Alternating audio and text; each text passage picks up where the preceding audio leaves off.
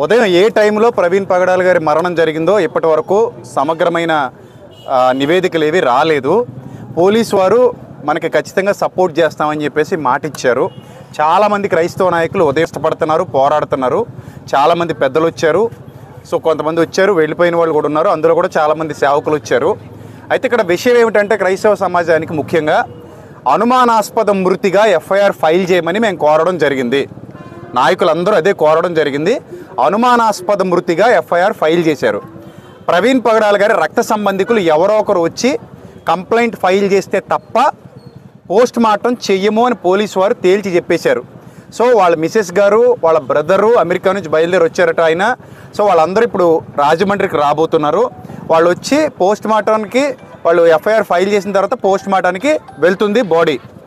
So body చూస్తే మాత్రం అది అనుమానాస్పద మృతిగానే ఉంది తప్ప అది యాక్సిడెంట్ లాగా అనిపించలేదు. ఏమో ఒకవేళ పోస్ట్ మార్టం అయిన తర్వాత యాక్సిడెంట్ అంటే కనుక మనం దాన్ని ఒప్పుకుందాం. కానీ ప్రస్తుతానికి ఆ ఫేస్ చూస్తుంటే అది యాక్సిడెంట్ లాగా అనిపించట్లేదు. This is the final report. ఇక్కడ మాకు తెలిసినటువంటి సమాచారం ఇది మాత్రమే.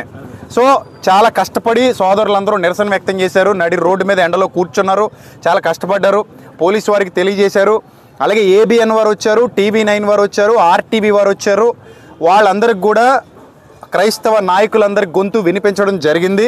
వాళ్ళు ఏ మేరకు మీడియాలో మరి క్రైస్తవ్యానికి సపోర్ట్ చేస్తారో ప్రస్తుతానికి తెలీదు. వాళ్ళు సంపూర్ణంగా చేస్తారని నేను కూడా ఆశిస్తున్నాను, మేమందరం ఆశిస్తున్నాం. రైట్. ఇక క్రైస్తవ సమాజానికి ఇచ్చే చివరి పిలుపు ఏంటంటే ప్రస్తుతానికి క్రిస్టియానిటీలో దాడులు జరగడం, ఎవరు పడితే వాళ్ళు నోటుకొచ్చినట్టు క్రైస్తవ్యం మీద మాట్లాడడం జరుగుతుంది. సో మనందరం ఐక్యంగా ఉండాలి. ఇలాంటి సంఘటనలు పునరావృతం కాకుండా మనందరం మన ఐక్యతను చాటి చెప్పాలి.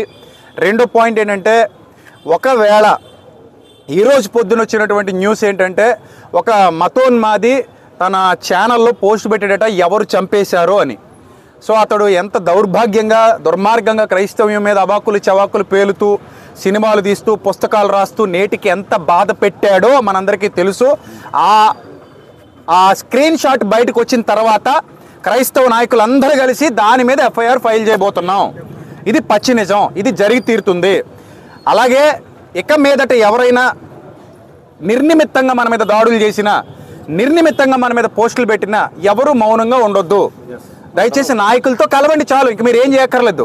మీ పక్షంగా నిలబడిన నాయకులు ఎవరైతే ఉన్నారో వాళ్ళతో కలిసి వాళ్ళు రమ్మన్న చోటకు వచ్చి ముందడుగు వేయండి. ఇక ఫైనల్గా నేను చెప్పేది ఏంటంటే పోస్ట్ మార్టం వచ్చేసిన తర్వాత ప్రవీణ్ పగడాల్ అన్న పోస్ట్ మార్టం నివేదిక వచ్చిన తర్వాత ఆ పోస్ట్ మార్టంలో కానీ ఒకవేళ ఇది హత్య అని తేలితే గనుక ఎవ్వడూ మౌనంగా ఇంట్లో కూర్చోవద్దు. ఏ సంఘం కూడా మౌనంగా ఇంట్లో కూర్చోవద్దు. ఖచ్చితంగా ప్రతి ఒక్క విశ్వాసి బయటకు వచ్చి మన పోరాటం ఏంటనేది అప్పుడు చేద్దాం. సో అంతవరకు మౌనంగా వినమ్రంగా విధేయతగా ఉండండి. పోలీసు వారు చెప్పినట్టే వినండి. దయచేసి ఇక ఏం చేయొద్దు, ఎవరింటికి వాళ్ళు వెళ్ళిపోదాం. నాయకులతో ఇంటరాక్ట్ అయి ఉండండి. అలాగే ఇప్పుడు ఏ ఛానల్స్లో అయితే వెళ్తున్నాయో ఈ ఛానల్స్ వాళ్ళందరూ కూడా నాయకులతో ఇంటరాక్ట్ అయి ఉండండి. ఖచ్చితంగా మా నుంచి పోస్ట్ వస్తుంది, అధికారికంగా పోస్ట్ వస్తుంది. ఒకవేళ పోస్ట్ మార్టం నివేదిక ఇస్తామని చెప్పారు, సమగ్ర దర్యాప్తు చేస్తామని చెప్పారు. అలాగే ఇప్పటివరకు ఇక్కడ ఉన్నటువంటి గౌడ్ గారు, వీరయ్య గౌడ్ గారు, ఐ థింక్ సిఐ గారు అనుకుంటాను ఆయన, సిఐ వీరయ్య గౌడ్ గారు ఏం చెప్పారంటే, సార్ మా దగ్గర మొత్తం సీసీటీవీ ఫుటేజ్ ఉంది. ఆ సీసీటీవీ ఫుటేజ్ మొత్తం తీసుకొచ్చి మీ నాయకులందరికీ అప్పగిస్తాం. ఆ సీసీటీవీ ఫుటేజ్లో ఒకవేళ ఏదైనా తేడా ఉంటే క్లూస్ టీం మొత్తం వెళ్తుంది అక్కడికి. అంత క్లియర్ చేసిన తర్వాత మీకు పూర్తి న్యాయం చేశాకనే మేము విశ్రమిస్తామని చెప్పారు ఆయన. కాబట్టి వీళ్ళందరి మీద నమ్మకం ఉంచి, మీడియా వాళ్ళ మీద నమ్మకం ఉంచి మన ఇంటికి వెళ్ళిపోతున్నాం. దయచేసి ఈ ఇష్యూ, ఆయన అనుమానాస్పద మృతి ఇష్యూ పవన్ కళ్యాణ్ గారి దృష్టికి వెళ్ళాలి, చంద్రబాబు నాయుడు గారి దృష్టికి వెళ్ళాలి, ఎవరైతే పెద్ద పెద్ద నాయకులు ఉన్నారో వాళ్ళందరి దృష్టికి వెళ్ళాలి. వాళ్ళు స్పందించాలి. స్పందించి ఇది మాత్రమే కాదు, నిన్న ఇక్కడ రాజమండ్రిలో పోరాటం జరిగింది. హలో నెన్ గారు కానీ నాయకులందరూ, సిన్హా గారు, వీళ్ళందరూ కలిసి రాధా మనోహర్ దాస్ అనే వ్యక్తి ధవళేశ్వరంలో చేసినటువంటి అనుచిత వ్యాఖ్యలు, అది ఆయనకేం కొత్త కాదు. మనకి వినడం పాత అయిపోయింది, ఆయనకి అనడం పాత అయిపోయింది. ఎందుకు ఇన్నాళ్ళు మనం మౌనంగా ఉన్నాం కాబట్టి. నేను అందుకే చెప్పాను, గతంలో కూడా ఒక వీడియో పెట్టి చెప్పాను. హలో నెన్ గారు నేను కూడా మాట్లాడుకున్నాం, సార్ దీని మీద మనం కఠిన చర్యలు తీసుకోవాలని అన్నట్టుగానే వాళ్ళు స్పందించడం జరిగింది. సో కాబట్టి వీటి దృష్ట్యా ఇది కూడా మనం ప్రభుత్వాల దృష్టికి తీసుకెళ్దాం. సో మనకి ఏ ఉన్నా అవన్నీ పక్కన పెట్టి ఇక మీదట అందరూ ఐక్యంగా ఉన్నాం, కలిసి పోరాడదాం. We are all one in Christ. మన శిరస్సు క్రీస్తు, మన ఆలోచన అక్కడి నుంచి వచ్చింది కాబట్టి క్రీస్తుని బట్టి మన అందరం ఐక్యంగా ఉండి ఈ ప్రవీణ్ అన్న కుటుంబానికి ముఖ్యంగా ఒక్క మాట చెప్తాను. ఆయనకి 2 ఆడబిడ్డలు, ఇంకొక 2 ఆడబిడ్డలు దత్తత చేసుకున్నారు, ఇంకో 10 మంది పిల్లల్ని ఆయన పోషిస్తున్నారు. ఆయన చాలా మంచి క్యారెక్టర్ కలిగినటువంటి వ్యక్తి. ఎప్పుడూ కూడా ఆయన తన మానవత్వాన్ని కానీ తన మంచితనాన్ని కానీ వదులుకోలేదు. అంత చక్కగా మంచి వక్తగా, మంచి డిబేటర్గా రక్షణ టీవీలో ఎంత చక్కటి ప్రసంగాలు చేశారో కూడా మనందరికీ తెలుసు. ఆయన గొప్పతనం ఏంటంటే ముస్లింల మనోభావాలు దెబ్బతీశారని కొంతమంది ఆయన గురించి మాట్లాడితే వెంటనే దిగొచ్చి పబ్లిక్గా క్షమాపణ చెప్పినటువంటి వ్యక్తి. ఆయన పబ్లిక్గా క్షమాపణ చెప్పాడు.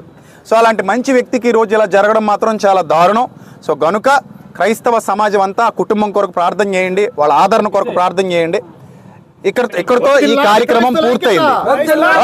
దయచేసి అందరూ వినాలి, పోస్ట్ మార్టం నివేదిక రాకుండా ఎవ్వరూ కూడా ఇది హత్య అని డిక్లేర్ చేయొద్దు. ప్లీజ్ ఎవరు హత్యని డిక్లేర్ చేయొద్దు, ఎలాంటి పోస్టులు పెట్టొద్దు. ఇది మాకు అనుమానాస్పద మృతి అనే ఎఫ్ఐఆర్ ఫైల్ చేయమన్నాం, అలాగే ఫైల్ చేస్తున్నారు. దాని మీదే కంటిన్యూ అవుదాం. నివేదిక వచ్చిన తర్వాత మనం ఏంటో చూపిద్దాం. ఒకవేళ తేడాగా ఉంటే మనం ఏంటో చూపిద్దాం. ఓకేనా? సరే, God bless you all, love you all, thank you, God bless you.